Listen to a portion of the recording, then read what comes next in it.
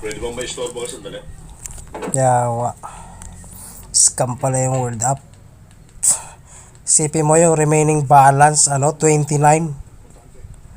Pero i-distribute pala nila, hindi pala sa second claim yung makukuha yung 29 balance, yung 29 world coin na natira, yung remaining. Di-distribute pala nila yung patatlo-tatlo, katulad ngayon, tatlo lang, sinabi niya. Kumbaga, hindi mo pala makukuha yung kabuuan kapag inan-install mo to. Yung talagang fully paid mo na siya. Yung kukunin mo lahat ng world coin mo. Scam ang puta, yan.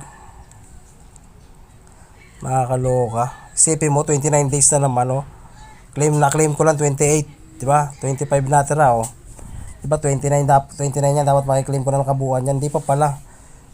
Kung ibig sabihin ginagamit nila yung account mo, pinagtatransaction sa iba. Kaya kayo mag-isip kayo. Bago kayo sumali sa application na to, bago niyo ibenta yung iris na mata nyo.